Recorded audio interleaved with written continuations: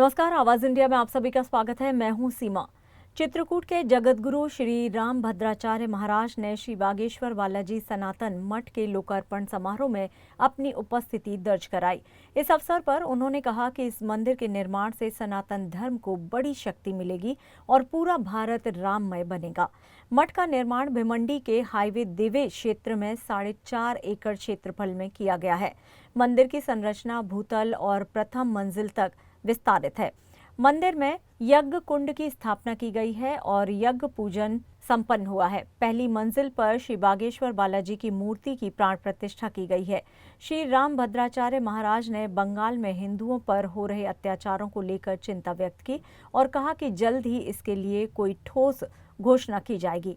इस अवसर पर पंडित धीरेन्द्र शास्त्री, साधु संत, सांसद मनोज तिवारी, गायक पवन सिंह समेत कई संत महंत उपस्थित रहे। मंदिर के भूतल पर पंडित धीरेन्द्र शास्त्री के बैठक कक्ष और दिव्य दरबार सभागार का निर्माण भी किया गया है। इस स्थल पर रामायण के विभिन्न प्रसंगों के चित्रों द्वारा रामायण की महिमा को दर्शाया गया है।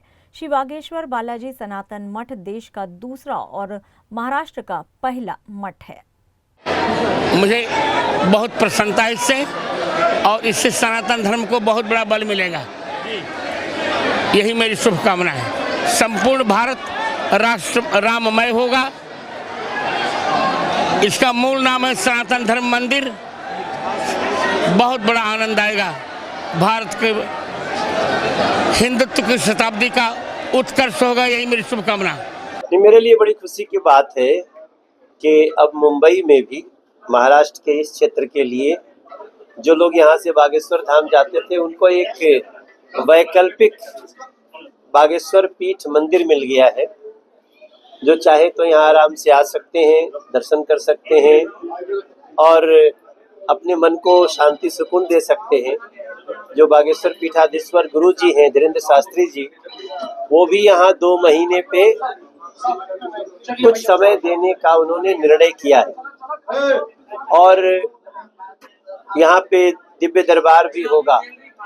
तो इस तरह से ये जो नया मंदिर बना है ये बहुत ही सुंदर है और मैं भी आज भाग लेने यहाँ पे आया हूँ। मैं भूमि पूजन में भी था और मैं इसके शुभ उद्घाटन में भी हूँ। बागेश्वर बालाजी सनातन मठ की स्थापना से महाराष्ट्र के सभी बागेश्वर धाम के भगत, मुंबई के सभी भगत जो साधारण परिवार से हैं, खर्च इतना करके जो धाम मध्य प्रदेश बागेश्वर धाम नहीं पहुंच सकते, उस व्यवस्था में जीवन में उनके एक नया बदलाव हुआ कि कम खर्चा फुल चर्चा।